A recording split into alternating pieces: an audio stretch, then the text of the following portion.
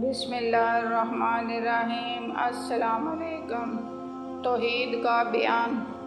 خداوند تعالیٰ نے اپنے بندوں کو اپنی توحید اور بندگی کی طرف بلایا ہے، ثواب کے وعدے دے کر اور عذاب سے ڈرا کر، اور ثواب کی رغبت دلائی ہے اور عذاب سے ڈرایا ہے، اور لوگوں پر حجت قائم کرنے اور ان کے عذر دور کرنے کے لیے ان کو ڈرایا اور دھمکایا اور خوف دلایا اور زجر کیا۔ یعنی اس نے فرمایا ہے، ہم نے پیغمبروں کو بھیجا ہے جو بہشت کی بشارت دیتے ہیں اور دوزخ سے آدمیوں کو ڈراتے ہیں، تاکہ پیغمبروں کے بھیجنے کے بعد لوگوں کو کوئی حجت کرنے کی جگہ باقی نہ رہے۔ اور فرمایا ہے کہ ہم پیغمبروں کے بھیجنے سے پہلے ان کو عذاب سے ہلاک کر دیتے ہیں، تو وہ یہ کہتے ہیں کہ اے ہمارے پروردگار، تو نے ہمارے پاس کوئی پیغمبر نہ بھیجا کہ ہم اس کی پیروی کرتے، اور ذلیل اور رسوا ہونے سے پہلے ہم تیری آیتوں پر چلتے۔ اور ایک دوسری جگہ خداوند تعالیٰ نے فرمایا، جب ہم پیغمبر نہیں بھیجتے کسی کو عذاب نہیں دیتے، اور فرمایا اے لوگو، تمہارے پاس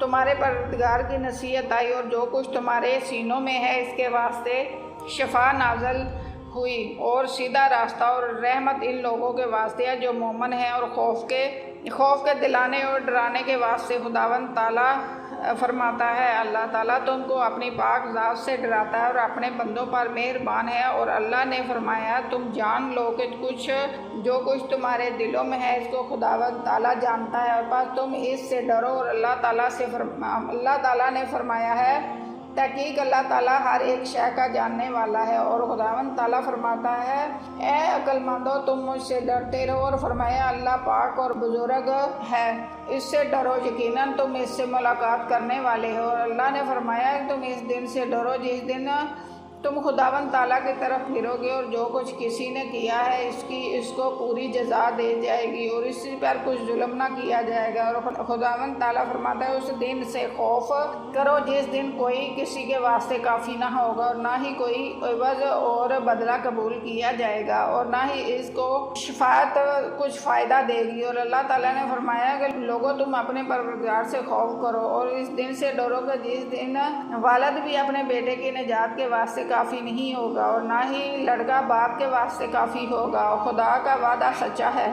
پس تم دنیا کی زندگانی کا فریب نہ کھاؤ، اور نہ ہی اسے فریب دینے والے کے فریب میں آئے۔ اور اللہ تعالیٰ فرماتا ہے، اے لوگو، تم اپنے پروردگار سے ڈرو، کیونکہ قیامت کا زلزلہ ایک بہت بڑی چیز ہے۔ اور خدا نے فرمایا، اے لوگو، اپنے پروردگار کے عذاب سے خوف کرو، جس نے تم کو جانورات سے پیدا کیا ہے اور اس سے اس کی بیوی پیدا کی، اور پھر ان دونوں سے بہت سے مرد اور عورتیں پھیلائی۔ اور تم خدا سے ڈرو جس کے نام سے مانگتے ہو، اور قطع رحمی سے خوف کرو۔ خداوند تعالیٰ تم پر نگہبان رہے، یعنی تمہارے سب حال کو دیکھ رہا ہے۔ اور خداوند تعالیٰ نے فرمایا، مسلمانوں، تم خداوند تعالیٰ کے عذاب سے خوف کرو اور سچی بات کہو۔ اور فرمایا، اے مسلمانوں، خدا سے ڈرو، اور ہر ایک آدمی اس چیز کو دیکھے کہ جو اس نے کل کے واسطے آگے بھیجا ہے۔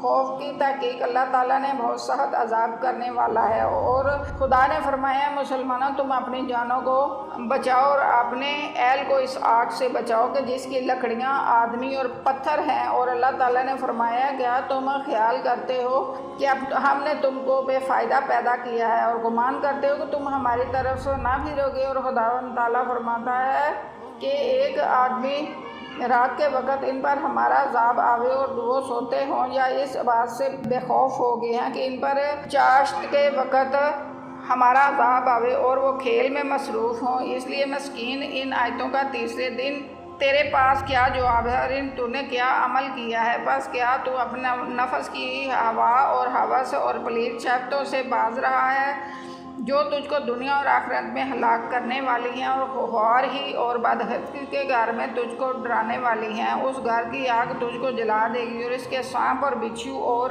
چند کھجوریں تجھ کو ڈسیں گے، اور اس کے کیڑے تجھ کو کھائیں گے، اور اس کے فرشتے اور نگہبان تجھ کو ماریں گے، اور روزمرہ نئے نئے عذاب تجھ کو دیں گے، اور تو اس میں فرعون اور قارون اور حامان اور شیطان کا ساتھی ہوگا۔ اور اللہ ترکیب اس طرح دلاتا ہے، اور جو آدمی خدا سے ڈرتا ہے، خدا اس کے واسطے نکلنے کی جگہ بنا دیتا ہے، اور اس کو ایسی جگہ سے رزق پہنچاتا ہے جہاں اس کو کوئی امید نہیں ہوتی، اور خداوند تعالیٰ فرماتا ہے جو آدمی خدا سے ڈرتا ہے خدا اس کی برائیاں رد کر دیتا ہے اور اس کو بہت ثواب دیتا ہے۔ اور اللہ تعالیٰ فرماتا ہے اے انسان تم کو کس چیز نے دھوکہ دیا ہے؟ تیرا پروردگار تو کریم ہے، اس نے تجھ کو پیدا کیا اور تمہارے اعضاؤں کو برابر درست بنایا۔ اور فرمایا خداوند تعالیٰ جو ایمان لائے ہیں کیا ان کے لیے ابھی یہ وقت نہیں آیا کہ ان کے دل ڈر اور عاجزی سے خداوند تعالیٰ کا ذکر کریں؟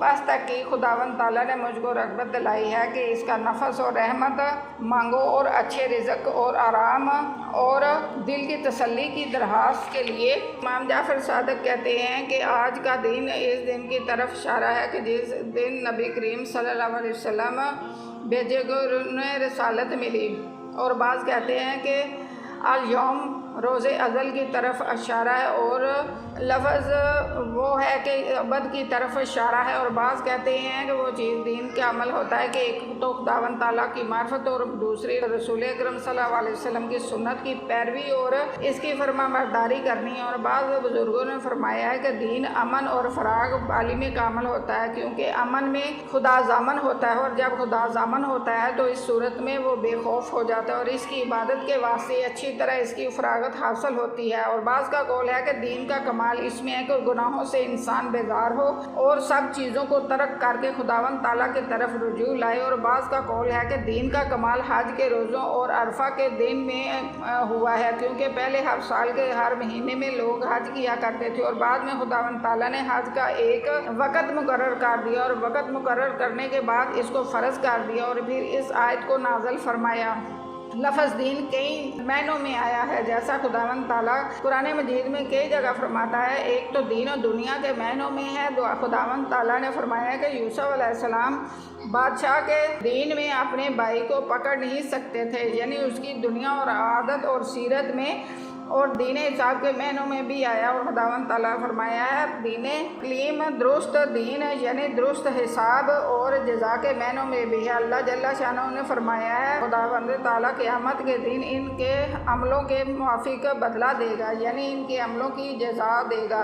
اور حکم کے معنوں میں بھی ہے، اللہ جل شانہ فرماتا ہے خدا کے دین میں تم کو لوگوں پر مہربانی پکڑ نہ لے، یعنی خدا کے حکم میں تم لوگوں کی ہدایت نہ کرو۔ اور دین ابد کے معنوں میں بھی آیا، اللہ جل شانہ فرماتا ہے اور ان کے لوگوں کو چھوڑ دے جو اپنے دین کو بازی اور ایک بےہودہ کام قرار دیتے ہیں، یعنی عید کے دین کو بازی اور بےہودگی جانتے ہیں۔ اور زکوٰۃ اور نماز کے معنوں میں بھی آیا، خداوند تعالیٰ نے فرمایا ہے کہ وہ دین سچا ہے، یعنی نماز اور زکوٰۃ اور قیامت کے معنوں میں آیا۔ اللہ تعالیٰ فرماتا ہے وہ دین کے دن کا مالک ہے، یعنی قیامت کے دن کا، اور دین یعنی شریعت سے خداوند تعالیٰ نے فرمایا ہے میں نے آج کے دن تمہارے دین کو کامل کیا، یعنی تمہارے دین کی شریعتوں کو پورا کر دیا ہے۔ جزاک اللہ۔